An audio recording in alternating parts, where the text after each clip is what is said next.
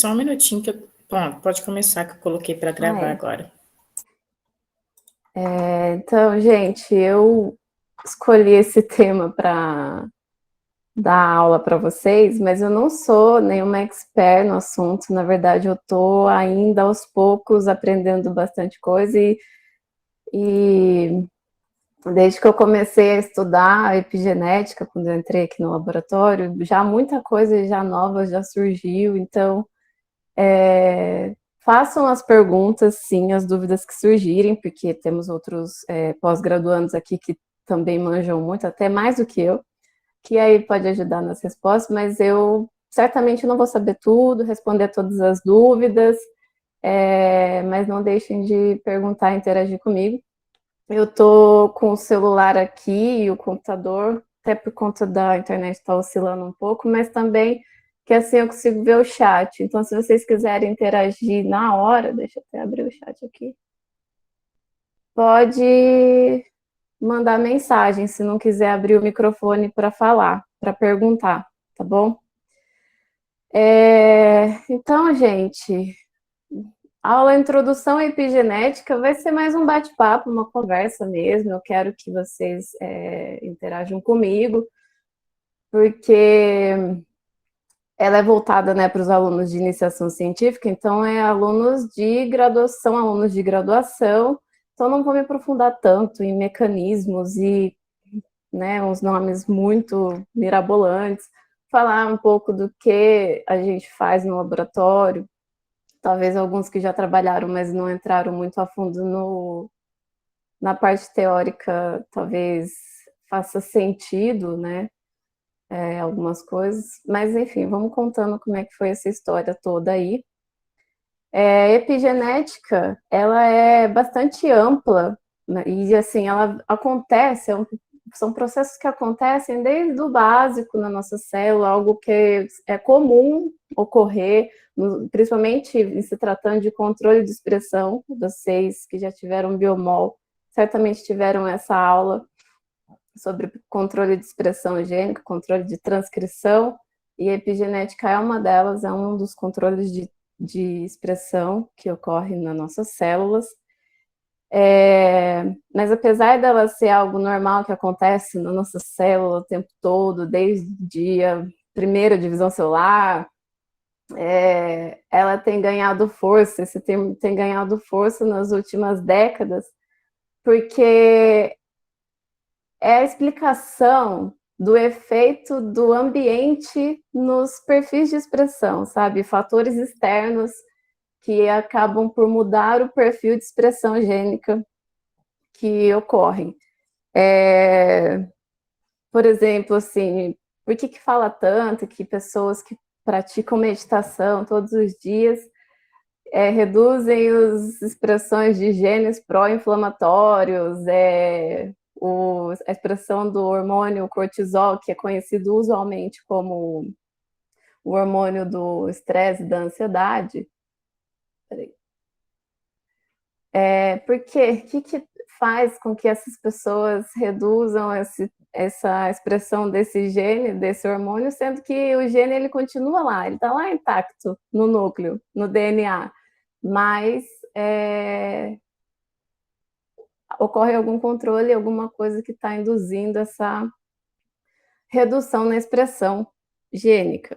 E aí é que entra a epigenética, para explicar o efeito de alguns fatores ambientais, de alguns fatores externos na mudança dos perfis de expressão.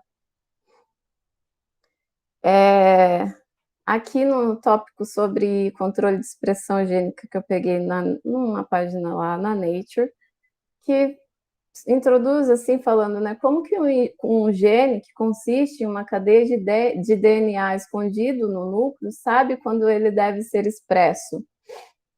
Como diferentes tipos de células sabem quais tipos de proteínas devem ser manufaturadas. Eu fiz uma tradução livre, tá, do site. Alguns genes são constitutivos, ou seja, eles estão sempre sendo expressos, estão sempre ligados, independente das condições. Em contrapartida, genes regulados não são necessários apenas ocasionalmente. Mas como que esses genes se tornam ligados e desligados, né, no sentido de ser expressos ou não? Quais são as moléculas específicas que controlam quando eles serão expressos? E essas moléculas que a gente vai ver hoje específicas, que compõem o termo que a gente chama de maquinaria epigenética. Aos poucos a gente vai falando sobre as principais, não todas, mas as principais a gente vai falar aqui hoje. Então, gente, que eu comecei falando, né, que é algo que é comum nas nossas células, a epigenética ela está presente, porque como que a partir de uma única célula, a gente tem aquela imagem de que uma célula vira duas, se divide em 4 iguais, só que, na verdade, não é isso que ocorre. Desde a primeira divisão celular, já existe o processo de diferenciação celular, que é controlado, né? Um controle de expressão. Mas aí, como é que a célula vai saber o que ela vai se tornar, qual vai ser a função dela, o fenótipo dela, sendo que todas as nossas células, todas, exceto os gametas, todas as células possuem todo o nosso material genético, todo o DNA. Como é que ela decide qual gene vai ser expresso, qual que não vai? Vai ser de acordo com a função e o fenótipo daquela célula. Apesar de ter lá no núcleo todo o material genético, né? Todo o DNA lá guardadinho.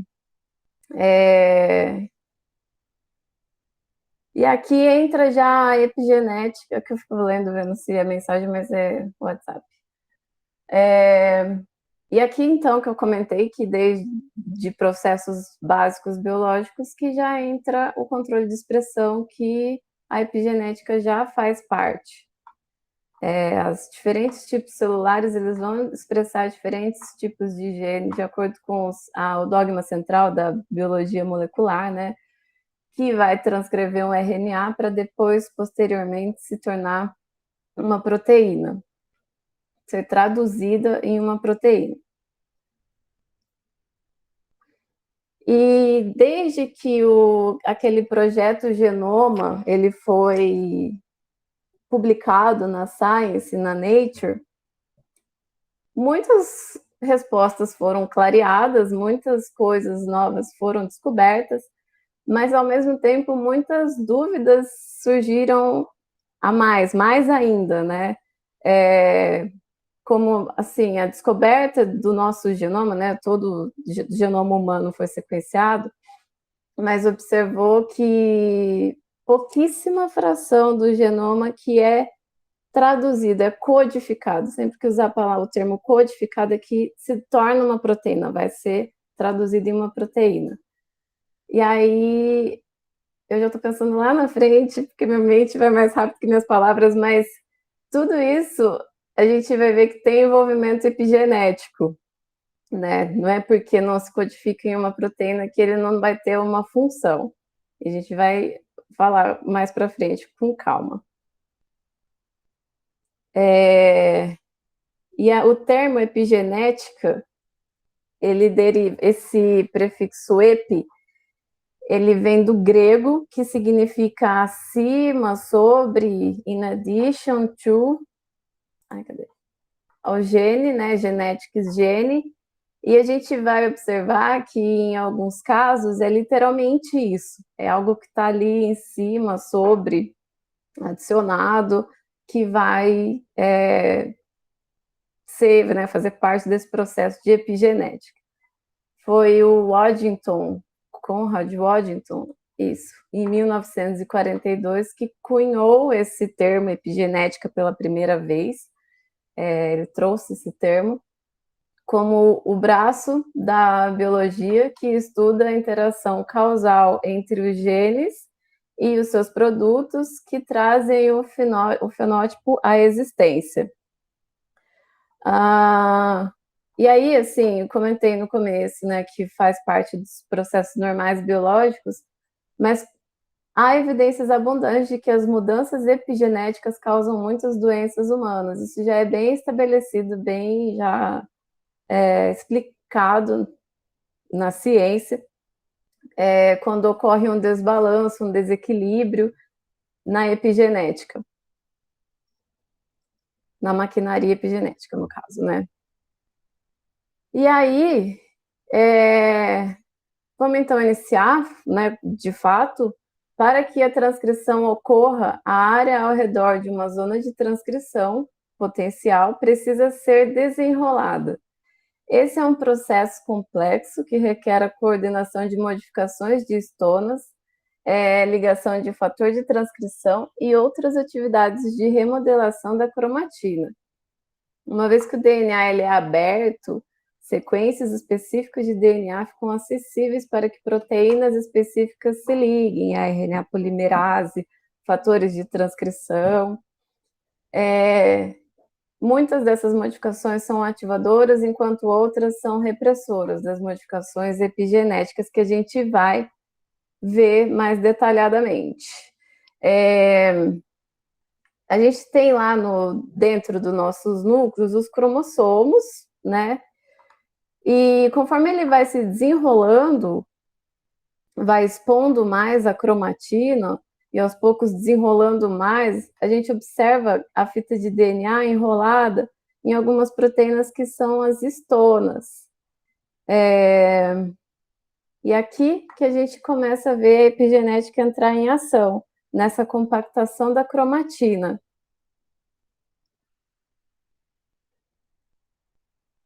Começando então aqui a falar do nucleossomo, pois é a maneira como que o DNA se arranja, ele está enrolado, né, lá na cromatina, no cromossomo, que é aqui que a gente vai começar a falar sobre as histonas, o primeiro processo epigenético que a gente vai estudar.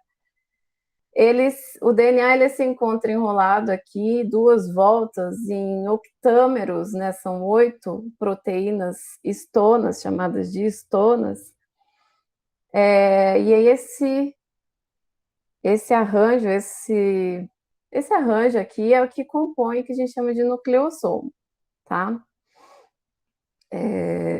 Então vamos começar a falar das modificações de histona, que se refere à maneira como o DNA está enrolado aqui no que a gente acabou de ver, que são os nucleossomos, nesses 4 tipos de histonas. Não, apertei errado. As histonas estão entre as proteínas mais conservadas evolutivamente conhecidas. Elas são vitais para o bem-estar dos eucariotos. Quando um gene específico ele está fortemente ligado a essa histona, esse gene ele está desligado. As modificações dos aminoácidos carregados positivamente das histonas criam alguns domínios nos quais o DNA ele fica mais aberto e outros que ele fica mais empacotado, mais fortemente ligado. O que isso quer dizer? Conforme essas histonas vão sofrendo modificações pós-traducionais, porque elas são proteínas, e nos seus resíduos de aminoácidos, elas sofrem algumas modificações estruturais no seu formato ali, e a gente sabe que a proteína, quando ela sofre esses processos, né, essas reações pós-traducionais, elas mudam a sua função, como eu comentei, a estrutura, e é isso que interfere no quão enovelado ou não vai estar o DNA ao redor dela. Essas modificações pós-traducionais, algumas são as tradicionais que a gente conhece, tipo fosforilação, mas em se tratando de maquinaria epigenética, a gente vai ver que as principais são a acetilação e a metilação de histonas. E aí é dessa maneira que ocorre a modificação de histonas, através de reações pós-traducionais nessas proteínas, que vão modular e alterar o quão enovelado, o quão empacotado o DNA se encontra ali no nucleossomo.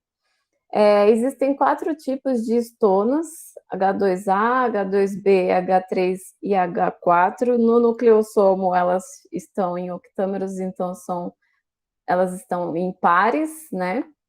4 pares. Existe a estona 1, que quando os nucleossomos repetidos eles são ligados, eles são estabilizados pela estona H1, mas ela não está dentro do nucleossomo, só H2A, H2B, H3 e H4. E aqui o DNA ele dá 2 voltas nas proteínas, nas estonas, e nessa volta fica cerca de 146 pares de base. Nesse enrolar da fita ali. E aqui a gente observa essa imagem, né, essas proteínas tridimensionais aqui, que são as 4 estonas, com o DNA aqui enrolado em volta. E reparem aqui que está destacado uma cauda, como exemplo a da estona 3, H3. Nessa cauda aqui, que é uma cauda de aminoácidos, que pertence à proteína, que ocorrem as principais modificações, as reações, né, que se ligam outros fatores para fazer essas modificações pós-traducionais. É nessa causa que ocorrem essas modificações e que altera o perfil de empacotamento do DNA, o quão compactado ele vai ficar nas estonas. Em 1964, quando não se sabia exatamente como que ocorriam essas modificações, esses processos epigenéticos, Vincent, ele falou, sem saber, ele levantou a hipótese de que deve haver alguma reação química, alguma reação enzimática, com alguma enzima que vem ali e faz uma reação que modifica a estona. E ele usou o termo, né, que vem e escreve, ou outra enzima que vem e apaga, isso falando em transcrição. Essas modificações químicas agem como sinais para trocar os genes, né, mudar de ligado para desligado. Peraí, beber uma aguinha. E até porque, desde essa época, eles comparam muito a epigenética com... lendo isso, eu vi que eles falam que o DNA é como se fossem as letras do alfabeto e a epigenética é como que as palavras serão formadas, sabe? Quais palavras serão formadas e a interpretação delas também. Enfim, aí eu acho que nessa de falar, de escrever e vem outro que apaga, foi se baseando meio que nessa conversa toda aí. E mesmo sem saber, né, exatamente como funcionava, ele tinha razão. Realmente existem enzimas que participam desses processos aqui de modificação pós-traducional da estona, que são as enzimas estona-acetiltransferase, as principais, tá? Não vou trazer todas. As principais são as estonas acetiltransferase, estona metiltransferase, as estonas desacetilase e desmetilase. Pelo próprio nome, né, a gente já consegue saber, imaginar o que essas enzimas elas fazem, né? Uma coloca um grupo acetil, enquanto a outra coloca metil, desacetila, desmetila.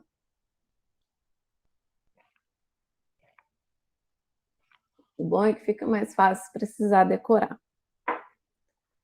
Ai, meu Deus, peraí. Quase derrubei a água. E aí... Ai, toda hora eu volto. Como eu comentei, as principais reações pós-traducionais que ocorrem nas estonas, em se tratando de epigenética, é a acetilação e a metilação. Mas claro que elas são proteínas, então elas são passíveis de sofrer outros tipos de reações pós-traducionais, né? Que a gente conhece bastante a fosforilação, mas também tem a ubictinação, citrulinação. E aqui a gente vai ver mais sobre acetilação e metilação, mas reparem nessa imagem aqui, as 4 diferentes estonas, e cada letrinha aqui tá representando um aminoácido da cauda dessas estonas. E aqui dá para ver que dá para ocorrer várias milhares de modificações de ligações de grupo acetil, metil, de fosfato, enfim.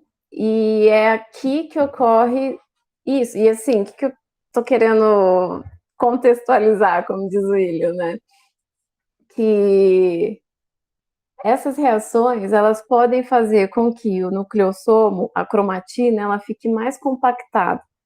Ou o contrário, pode fazer com que ela fique mais aberta, mais acessível àquelas proteínas que participam do processo de transcrição. Então, quanto mais aberto, mais fácil fica para fazer a transcrição, para expressar o gene, e quanto mais fechado, mais compactado, mais difícil, não chega, não expressa, o gene não é expresso. Aqui é só uma reação mostrando que o grupo acetil, na reação de acetilação, ela vem do acetil-CoA, presente, né, na célula. E aqui a hipótese da codificação de estonas, né, marcando como ligado ou desligado, com padrões combinatórios de modificações. A cromatina, quando ela está ativa, que eu acabei de comentar, quando ela está descondensada, ela fica mais aberta, ela fica on, a cromatina fica on, ligada. E enquanto que ela está mais fechada, ela fica silenciada, fica o que a gente chamou de condensada, fechada, desligada. E aí, aqui são só alguns exemplos, porque cada uma aqueles aminoácidos que sofrem, né, essas reações, eles podem interferir de alguma maneira, ou condensando ou descondensando mais a cromatina. E já é estabelecido já sabe-se alguns tipos de reações, quais que são mais estimuladores, né, que abrem mais a cromatina, e qual que fecha mais, por assim dizer. Como, por exemplo, e aí, gente, foi isso aqui que me fez ir atrás para entender o que é isso, o que está acontecendo, porque quando eu entrei aqui no mestrado, o Rodrigo ele manja muito de epigenética, ele trabalhava com os anticorpos aqui, a gente ia fazer, ele falou, não, vamos pegar o anticorpo lá, H3K4, sei lá o que tem aqui no laboratório, não lembro exatamente qual. Aí eu falei, mano, que é isso, velho? Eu não tô entendendo nada. É aquele momento que você fica, meu Deus, eu não tô entendendo nada, o que eu tô fazendo aqui? Aí eu fui atrás para entender, né, do que se tratava. E é isso, é uma reação pós-traducional na estona, e aqui o K é o símbolo de lisina do aminoácido presente na estona, não é nada demais, é só isso. Então, aqui, ó, uma metilação na lisina 4 da estona 3, junto com uma acetilação da lisina 27 da estona 3, ela é enhancer, né? Potencializa a expressão. Uma trimetilação, 3 grupos metil na lisina 4 da estona 3, também promove a expressão, ou seja, vai descondensando a cromatina, facilitando a expressão gênica. E por aí vai. Em contrapartida, temos exemplos de quando a expressão ela é reprimida, não ocorre, né? Que é uma trimetilação na lisina 27 da estona 3, uma trimetilação na lisina 9 da estona 3 também, a gente vê uma heterocromatina, a gente vai ver esse termo aqui agora. Que é isso? Nada mais é que quando a cromatina ela está mais fechada, os genes silenciados, a gente chama de heterocromatina. Ela fica mais condensada, fechada. Enquanto que quando está mais aberto, os genes estão mais propensos a estarem ativos, vocês vão entender por quê. É uma região que a gente chama de eucromatina, tá? São só... Ah, tem vídeo. Só alguns termos. Sim. Então, são nomenclaturas que eu mesma nem sabia. Foi depois indo atrás, porque a gente vai atrás quando o calo aperta, né? E aí eu vi que eu precisava estudar mais. Como que eu faço, gente? É só eu dar play? Acho que é, né? Vou compartilhar a tela inteira, porque acho que eu não preciso do som.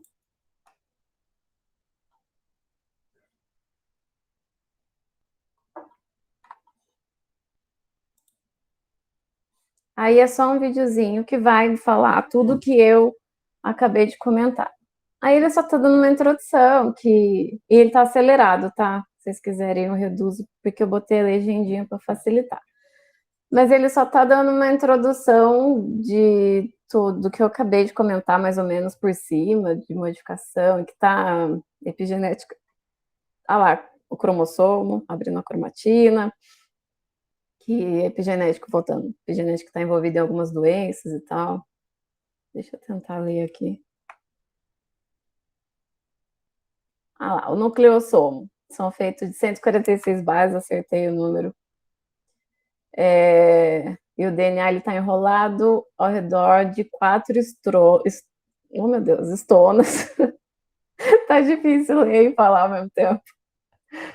Aí, ó, a acetilação tá afrouxando. Esse é um exemplo afrouxando, não quer dizer que acetilou afrouxa. A gente acabou de ver que depende do resíduo de aminoácidos, enfim.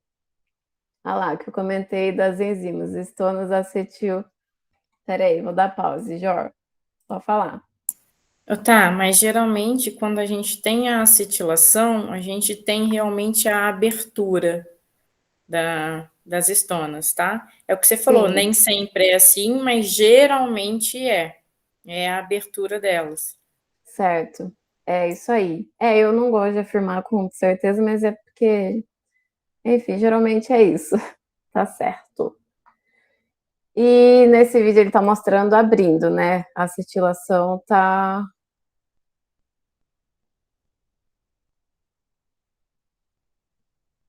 afrouxando o DNA e permitindo com que os fatores de transcrição, enfim.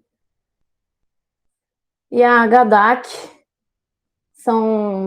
a gente tem primers, tem anticorpos de HDAC no lab, elas desacetilam, estonas desacetiladas. E aí compacta mais. Ai, meu Deus, dei play não é para ir, peraí. Olha lá o maluco.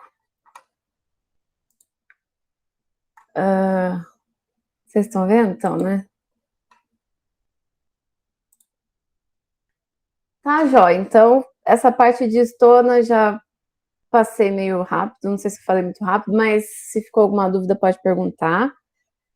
Mas é isso, elas sofrem essas modificações, pode ser acetilação ou ametilação, que vai afrouxar a cromatina, abrir para permitir que o DNA fique mais acessível, né? Aí, beleza, vamos supor que a gente abriu aqui com nossas maquinarias epigenéticas, chegamos no DNA. E aí a gente vai ter um processo chamado de metilação de DNA, que é outro controle de expressão, que aí ocorre direto na fita de DNA. Vocês já devem ter escutado falar. E aqui, como a gente comentou no começo, nem todos os genes estão ativos o tempo todo. A metilação do DNA é um dos mecanismos epigenéticos que as células usam para controlar a expressão gênica. Existem muitas maneiras de controlar a expressão gênica em eucariotos, mas a metilação do DNA não confundam com a metilação de estonas, porque a metilação ela ocorre direto no DNA, né, enquanto que as estonas são proteínas, ocorrem nos aminoácidos. É uma ferramenta de sinalização epigenética comum que as células usam para bloquear os genes. Então, aqui, metilação, ela silencia a expressão gênica, tá? Diferente lá das estonas, que ora pode ser que permita a expressão, a transcrição, ora não, tá? Aqui na metilação de DNA, ela silencia. A metilação do DNA ocorre nas bases citosinas do DNA eucariótico, que são convertidas em 5-metilcitosinas pela enzima DNA metiltransferase, ou DNMT. Lembrando das bases, né? Citosina, guanina, timina, por aí vai, é na citosina que ocorre essa metilação do DNA.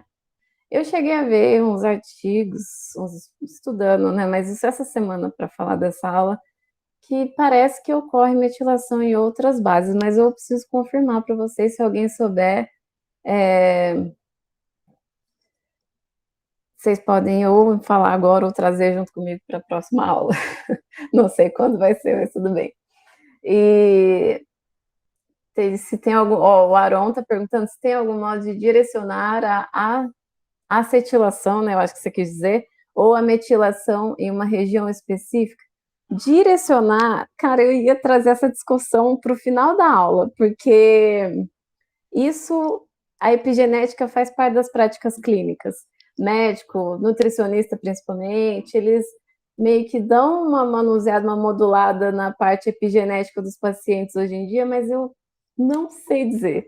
Se eles, beleza, vou passar aqui alguns compostos para você para suprir alguns compostos metílicos, que eles usam o termo, para aumentar, melhorar, estabilizar isso, a metilação global. Mas aí, eu até mandei mensagem para um deles, um nutricionista, que eu sigo no Instagram, para perguntar como que ele sabe que a metilação que ele está querendo causar vai especificamente naquele gene que ele está querendo silenciar, sabe? Mas enfim, ele não me respondeu até hoje, mas se um dia eu descobrir, eu falo para vocês. Mas na real, assim, que eu falei, não sou expert no assunto, mas estudando, entendendo melhor, o que eu imagino que aconteça, a gente está falando lá na frente, na clínica, prática clínica, é que o nosso corpo, ele sabe, assim, ele já tem um equilíbrio ali de metilação global, e que o ideal é que esteja ali equilibrado. E ele sabe, nas condições ali que ele se encontra, o que ele deve metilar ou desmetilar. Então, se o paciente está em todas as condições favoráveis, que a gente, na maioria das vezes, já sabe, né? Uma alimentação saudável, sabe? Essas coisas assim. Então, vai metilar o que deve ser metilado, entendeu? Vai silenciar os genes, sei lá, para o inflamatório e por aí vai. E até doença autoimune eles estão tratando com epigenética. Não me pergunte exatamente como, eu imagino que seja algo assim. Aqui, não sei se eu respondi, Aron, mas a discussão é boa, a gente pode continuar depois dessa discussão, porque eu gosto. Então, gente, a metilação de DNA, eu comentei que o grupamento metil se liga em citosinas, em locais do DNA que a gente chama de ilhas CPG, tá? Que são ilha citosina fosfato guanina.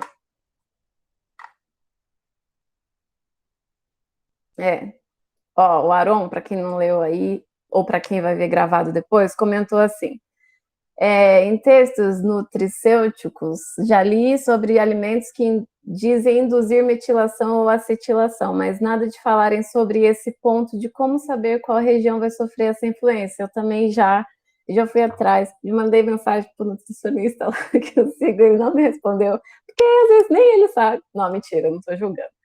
Mas existe isso, sabe? Eles falarem, vou tomar um chá aqui de camomila para suprir com o meu corpo com compostos metílicos. Eu já ouvi isso, eles falando dessa forma. Mas não sei se eles sabem qual região do genoma dele, qual parte do DNA que esses grupos metil aí vão se ligar.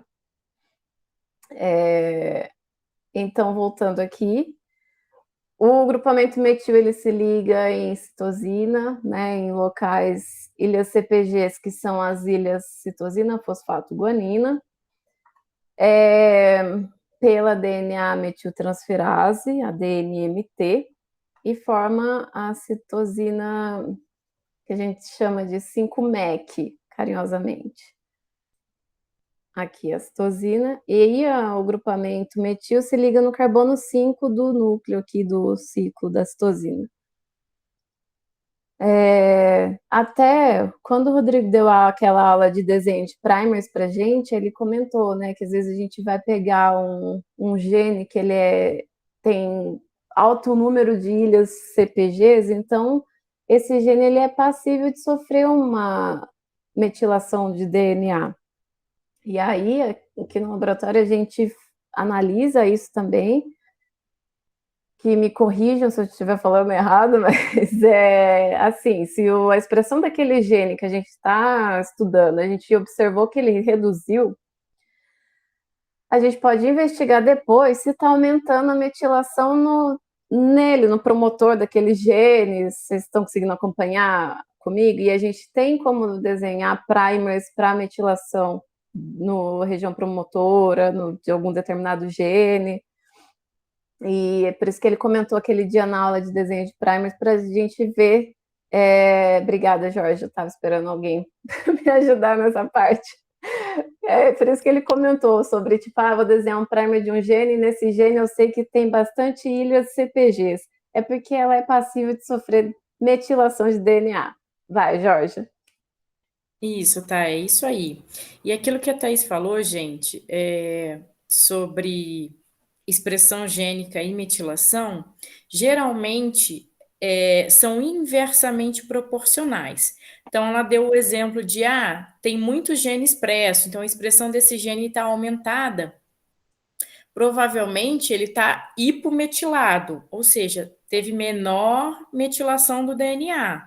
Agora, se esse gene está pouco expresso, provavelmente a gente tem uma hipermetilação do promotor, certo? Ou seja, hipermetilou, a gente teve uma série de metilações nesse promotor que bloqueou a expressão daquele gene, né? Do promotor. Por isso que a gente chama de promotor, que é o que vai promover o processo para a expressão do gene, para depois, então, a gente ter lá a formação da proteína, certo?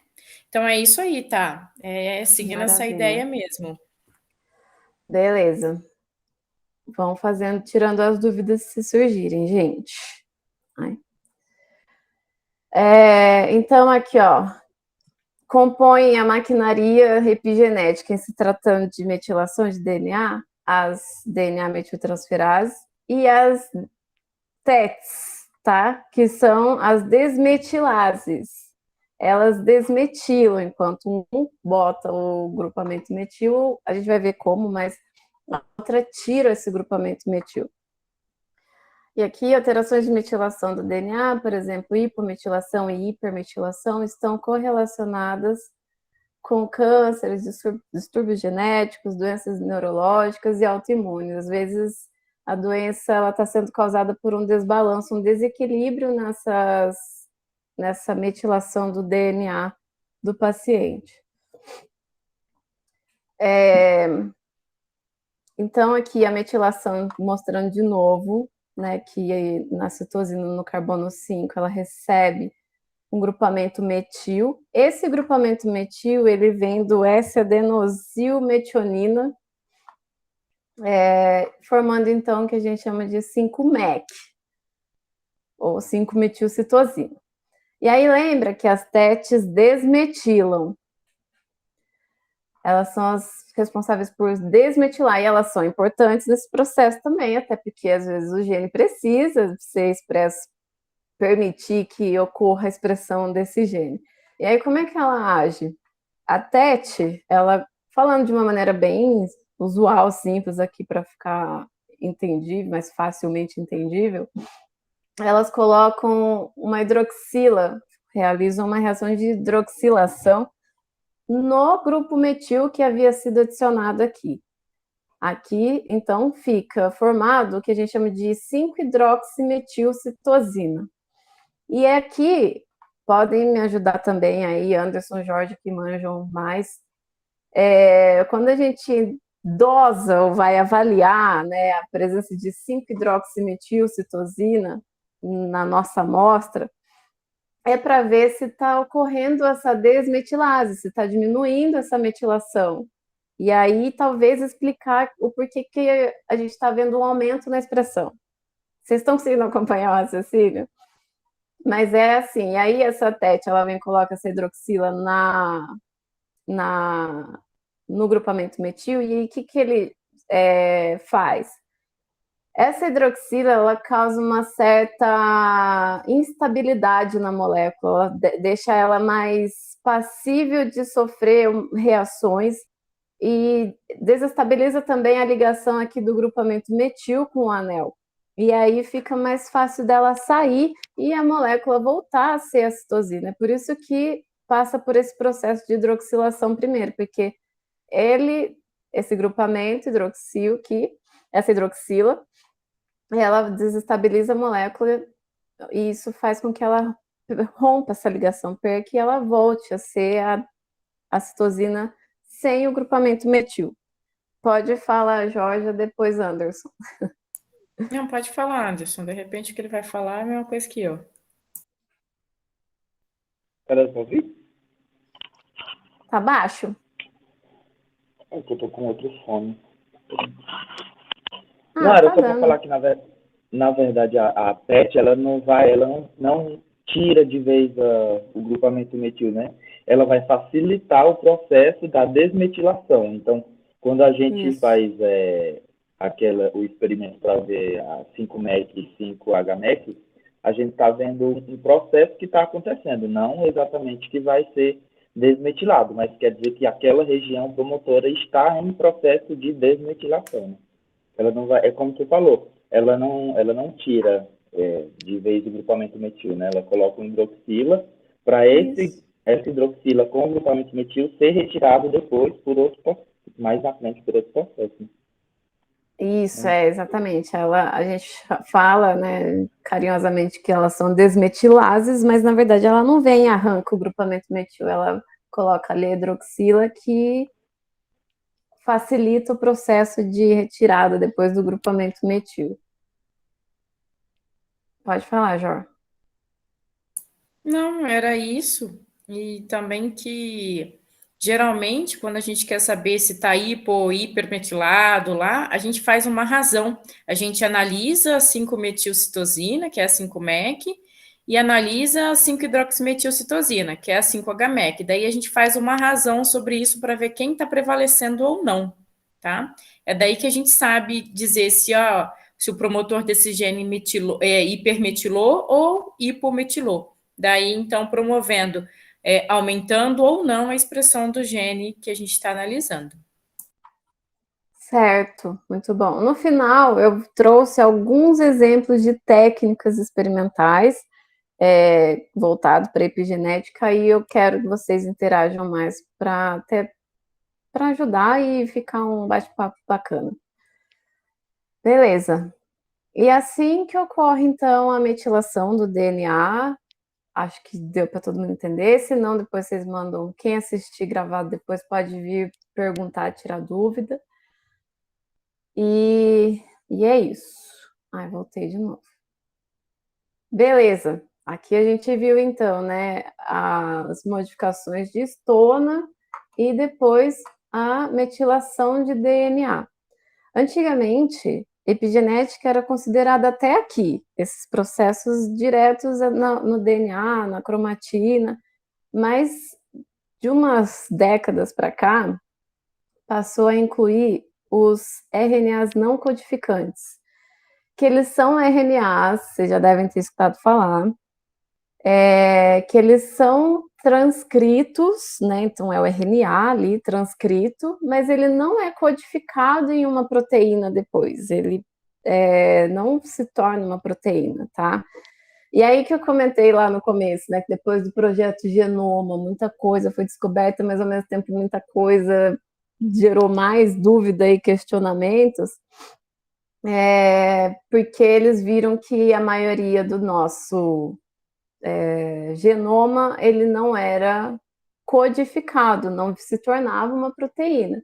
E naquela época, nos anos seguintes, primeiros anos seguintes, foi em 2001, se não me engano, os cientistas falavam que esses genes que não eram codificados eram expressos, mas não eram codificados, né?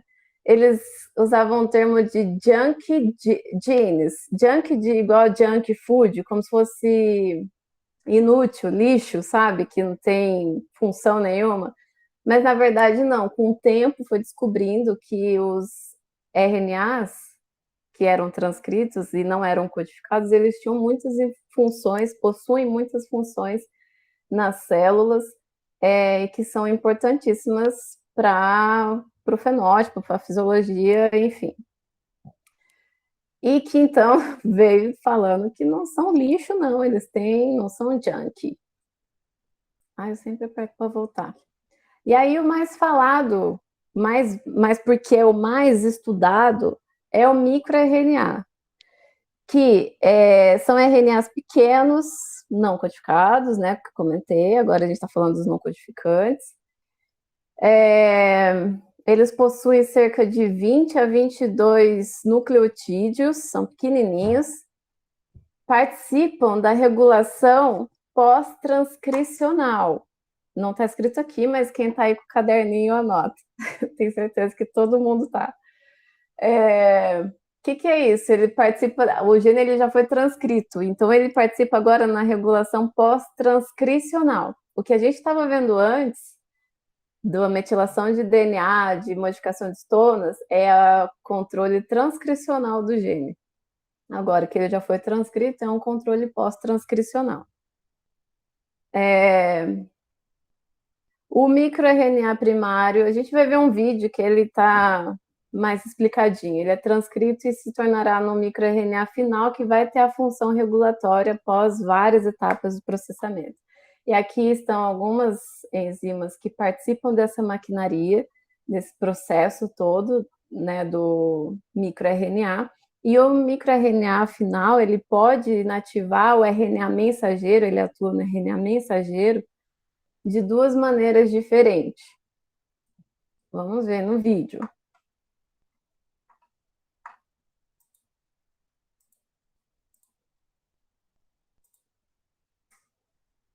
Será que está acelerado? Tem 4 minutos? Tá 1:25. Se ficar muito lerdo, eu acelero mais. Eu vou pôr legenda. Eu não sei se esse fala, alguns falam, outros não falam. Porque eu vi tanto vídeo antes. Tá bom. Se vocês quiserem que volte... ele fala alguma coisa. Que tá na célula... e ele vai falar, tá falando exatamente a mesma introdução que eu falei, que uma célula ela pode se diferenciar em várias outras, quem que controla isso? E o DNA está lá dentro da célula.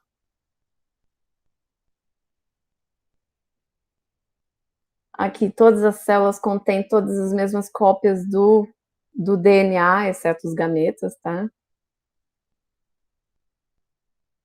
Só que cada uma vai expressar o gene de interesse, né, com a sua função, o seu fenótipo, suas estruturas, enfim. E aí vem o microRNA, uma molécula poderosa capaz de desligar os genes inativando o RNA mensageiro. E ela está falando que ele é transcrito.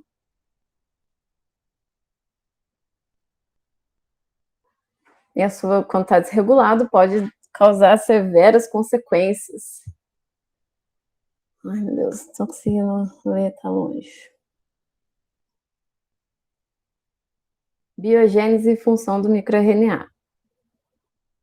Similar às proteínas, eles são transcritos lá no núcleo, a RNA polimerase vem e transcreve o microRNA.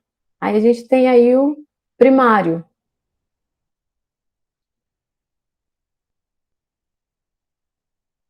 E aí ele vai passar por várias etapas de processamento. Aquela enzima que estava lá a DGCR8, a droxa, estava lá nos tópicos, participam desse processo. Aí tem o RNA, o microRNA precursor ainda. Ele sai do núcleo pela exportin 5. É reconhecido pela dicer, que cliva, quebra, né, corta e forma um microRNA mais curto. Aí outra vem outra proteína, desenrola.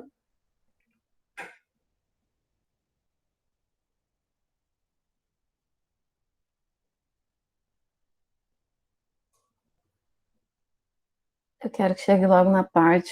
Ah lá, o RNA mensageiro, um outro RNA mensageiro, ele vem e se liga.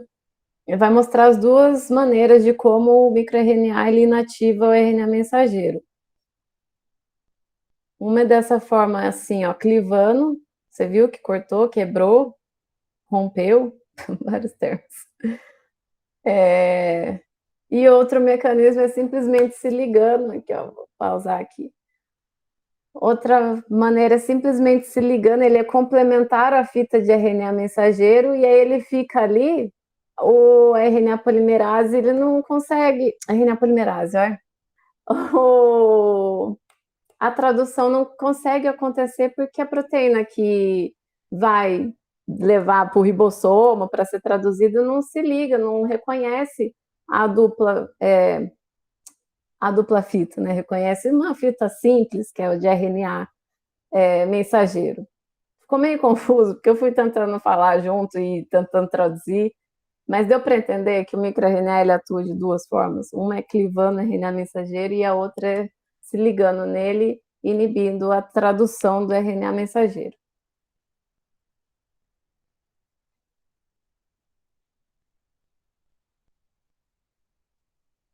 Só estou vendo o que está finalizando aqui. Muita coisa permanece não muito clara, mas ela afeta muitos processos. Aí já é alvo terapêutico, enfim, falando várias coisas. Depois, no final, eu tenho o link desses vídeos, vocês assistem de novo, com mais calma. Tá acabando já, gente.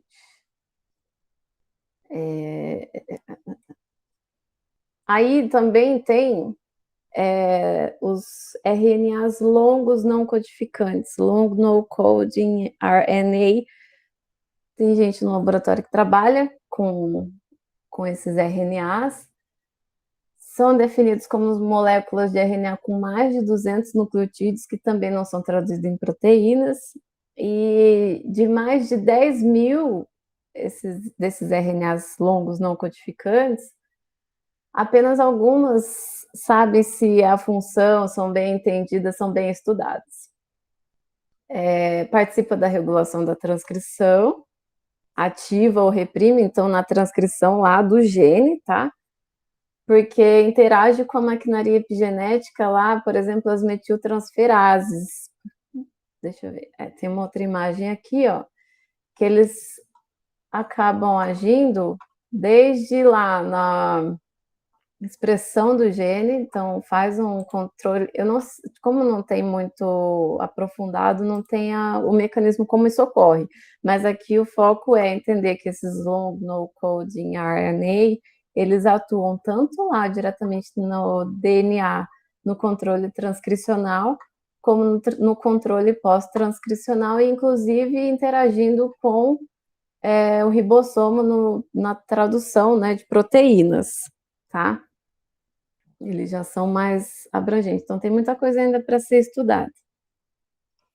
Quem trabalha com eles tem um campo grande aí pela frente para descobrir para a gente. Tinha um vídeo, o link está no final dos slides, mas eu não vou passar, porque depois eu assisti de novo, eu achei que ele só divagou ali, ficou falando, sem falar nada, entendeu? Diferente do microRNA, que foi certinho como que ocorre o processamento lá. O Aaron falou assim, tem alguns livros disponibilizados em inglês no site da Z-Library, que abordam de forma didática e mais a fundo sobre alguns dos no-coding RNA. Justo, manda depois no grupo esse link, faz favor. E aí, sim, existem vários outros tipos de no-coding RNA, e não vou entrar em todos eles, tá? Aqui nesse slide, os comuns, entre aspas, estão sendo chamados de housekeeping, no-coding RNA, que é o RNA transportador, o RNA ribossomal, e aí tem os que participam da regulação, né? Que aí entra a parte de epigenética mesmo. Isso, e libera o drive. Eu não sei se o Aaron falou de pôr no drive. Eu não sei se já tem disponível esse drive, porque essa semana, não sei quando eu procurei para ver quais livros já estavam lá ainda e não achei. Mas disponibiliza aí para gente. Ah, beleza, Júlia. Boa prova lá. Tô finalizando já, depois você assiste no que ficar gravado o restante. Mas já tô acabando. O conceito já deu para pegar, porque aí acaba aqui e depois a gente vai falar um pouquinho das técnicas. Daí tem os outros RNAs não codificantes que participam da regulação, né? Como que fazem os splicing. Na aula da Sueli, acho que ela falou de splicing, de retirar os introns e tal. Aí tem esse SNO, que é como é que é? Small Nucleolar RNA, também está no núcleo. Ele modifica alguns RNAs, então interfere também faz esse controle. E aí tem vários outros. SI, que é o de interferência, também usado para silenciar alguns genes. MicroRNA a gente acabou de falar. Esse piRNA, que essa PIV é uma proteína que interage com ribossoma. São coisas bem complexas, mais profundas, mas é só para vocês, se um dia verem esses termos, não assustarem, não falar, nossa, mas nunca vi isso, enfim. E aí tem os log no coding, com diversas funções que a gente acabou de ver, bem por cima. Mas é isso. Então, toda essa parte de RNA não codificante, hoje em dia também já faz parte de controle epigenético. Também é considerado epigenética. E aqui, nesse slide, é meio que um resuminho de tudo. Nesse slide daria para ficar só nele e fazer a aula inteira, que ele está aqui falando das modificações de histonas para acetilação, metilação, fosforilação, da metilação do DNA que a gente viu, e depois que o gene ele é transcrito, o RNA mensageiro ele pode sofrer alguns controles através dos RNAs não codificantes, por exemplo, o microRNA. E é isso, gente, de epigenética. Aí eu trouxe um pouquinho de alguns exemplos de técnicas experimentais. Se vocês tiverem alguma dúvida, alguma coisa, pode interagir, pode falar. Mas vamos falar primeiramente das histonas. Se eu esquecer de algum, vocês podem me falar, porque isso aqui eu fui montando meio que na cabeça e, claro, dei uma pesquisada para ver se tinha mais coisas, porque a gente aqui trabalha com Western blot, né, o PCR, expressão gênica, mas existem muitas técnicas aí por aí. Beleza, Paula, depois você termina de assistir, sim, e traz as dúvidas. Boa reunião. Mas se tratando de histonas, finalizando, vai fazer uma hora que eu tô falando, mas enfim, finalizando, as histonas, elas são proteínas, então técnicas voltadas para proteínas que a gente já conhece, já faz, podem ser utilizadas para avaliar as histonas. O Western blotting para ver o conteúdo dessas diferentes histonas, a imunofluorescência, a própria expressão gênica, ELISA, aqui são só imagens de micrografia eletrônicas que torna visual, né, as regiões de eucromatina, de heterocromatina. Aqui também. E se tratando do DNA, a gente pode fazer metilação global, metilação na região promotora. A imunofluorescência, eu nunca fiz a imunofluorescência, eu descobri que existe recentemente, ano passado, retrasado, lá, que também marca aqui, ó, 5-metilcitosina. Essa imagem eu peguei, acho que da empresa Biorádio. E aqui, em vermelho, seria a 5-metilcitosina, a gente vê que no tratado deles está bem maior. tá bem metilado. Essa imunoprecipitação de cromatina, eu acho que é a técnica mais interessante de todas. Nunca fiz, mas eu fui atrás para entender que ela faz assim, algumas marcações no DNA, em algumas proteínas específicas aqui. Aí depois corta, o Anderson já vai me zoar, em pedaços menores, como se digerisse essa fita toda, precipita com um anticorpo para depois purificar e detectar por hibridização ou por sequenciamento, é uma técnica acoplada com sequenciamento, para aí saber exatamente onde, em qual local do gene está tendo essa modificação, seja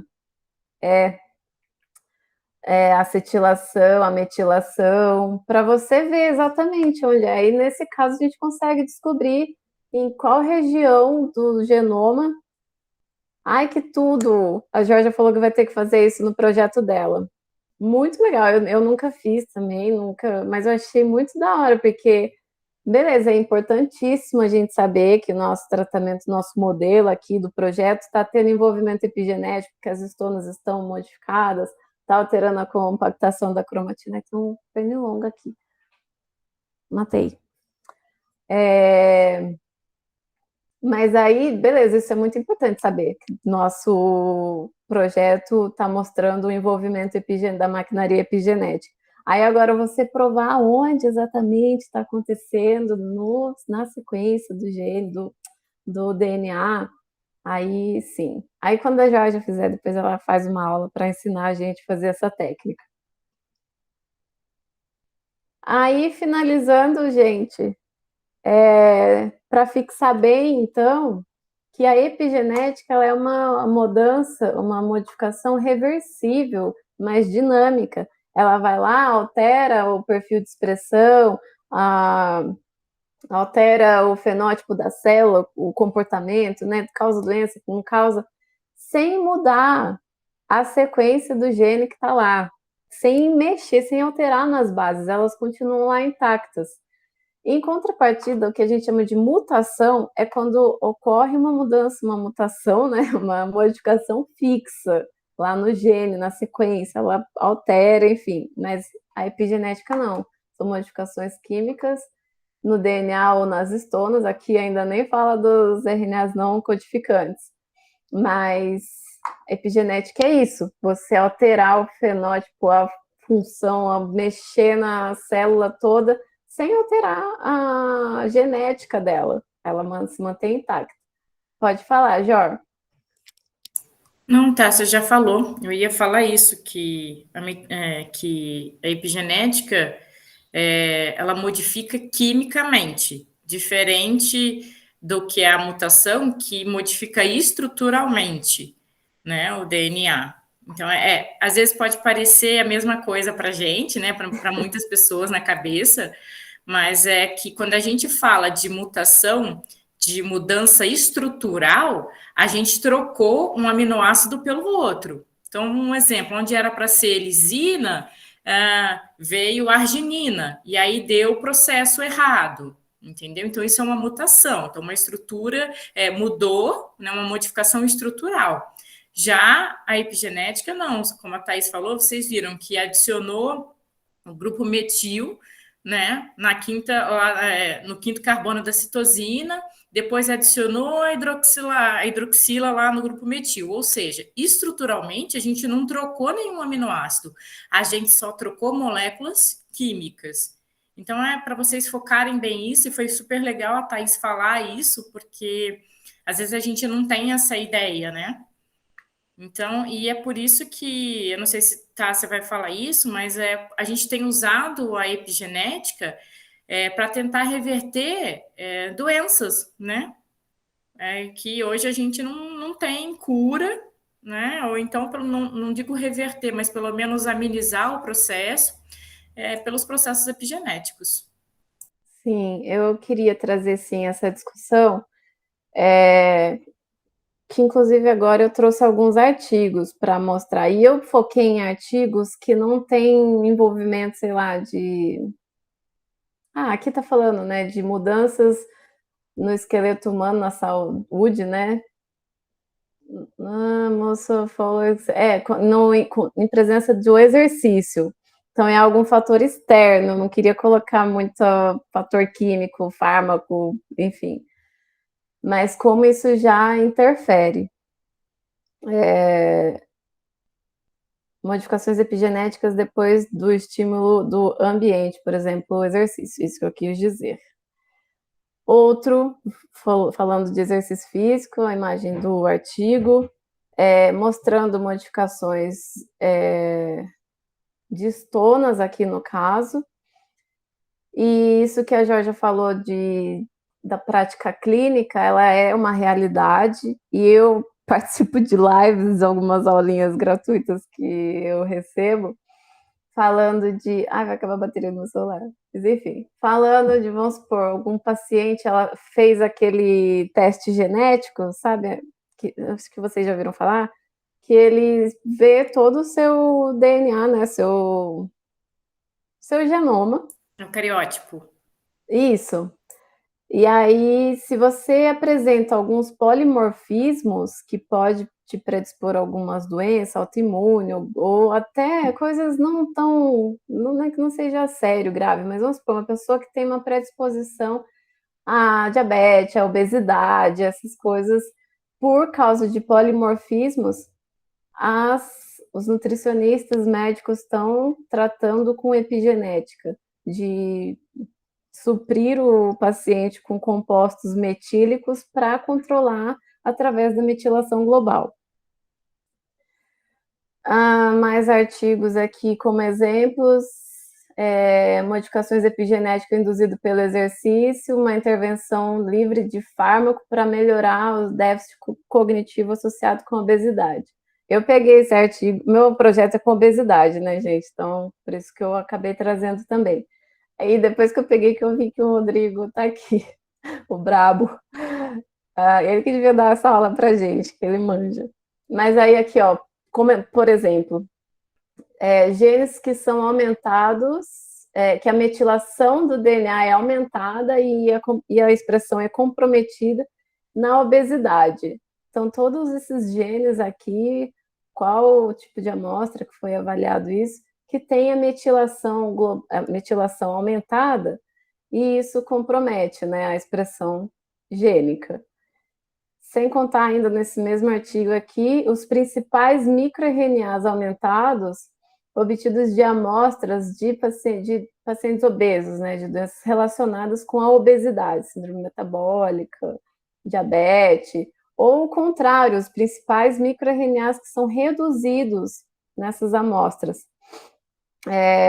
E aí, eu acho isso muito legal, muito interessante, porque meio que está acabando que vira biomarcadores, né? Quando a gente faz um exame, vê os nossos biomarcadores, a presença desses microRNAs aumentados pode facilitar o diagnóstico, né?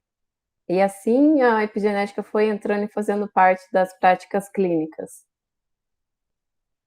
Aqui é só um termo que eu peguei de uma revista de nutrição também, falando, né, do paciente tem predisposição a diabetes, a mãe, o pai, a hipertenso, a família inteira, enfim, que eles estão usando a epigenética para modular isso tudo, né?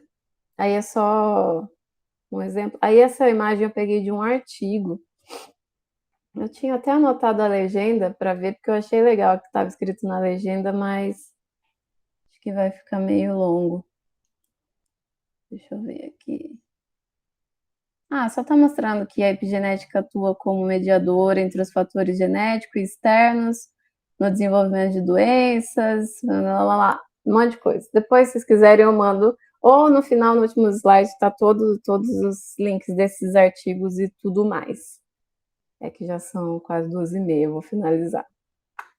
E aqui também não vou me aprofundar muito, mas falando de metilação só mais um pouquinho, tá mostrando aqui. Por que eu trouxe isso? Porque na clínica, nutricionista, médico, eles dosam a homocisteína do paciente. Se a homocisteína ela estiver muito baixa, quer dizer que está tendo um desbalanço na metilação dele. E aí é que eles vêm suprir com compostos metílicos, pode ser suplemento, né? Ou vitamina, selênio, folato, zinco, são compostos que melhoram, né? Regulam essa metilação no paciente. E é através da homocisteína que eles dosam, que eles observam como é que tá esse equilíbrio da metilação. Aí aqui tá só mostrando, né, que a adenosilmetionina, essa é a adenosilmetionina, que é o que fornece o grupamento metil para metilar a citosina. E é isso, gente. Aqui estão algumas das referências, algumas não todas, que eu usei para montar essa aula. O último vídeo que eu não passei porque achei que estava divagando muito é esse aqui, mas vocês deem uma olhada depois. Se tiver alguma dúvida, pode perguntar. Uma frasezinha de efeito, claro, sempre. O ser humano nada sabe, mas é chamado a tudo conhecer. Vocês têm que ter a sede do saber. A gente tem que ter a sede do saber, do conhecimento. Certo? Dúvidas? E aqui tá meu e-mail para quem precisar. Todo mundo aqui tá no meu, tem meu WhatsApp, mas tudo bem.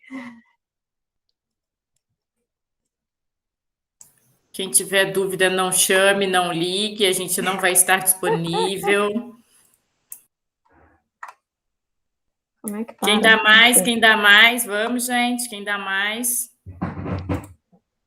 Perguntas, interajam comigo. Engraçado que tá sempre tudo muito perfeito, todo mundo agradece, né? Eu quero ver se um dia o nego vier com uma perguntinha de alguma aula que a gente deu, vocês vão ver, né? Vai socar a cabeça de vocês. Gente, eu gosto de aluno que pergunta e interage na minha aula. Eu vou sair aqui do celular, vai acabar a bateria mesmo.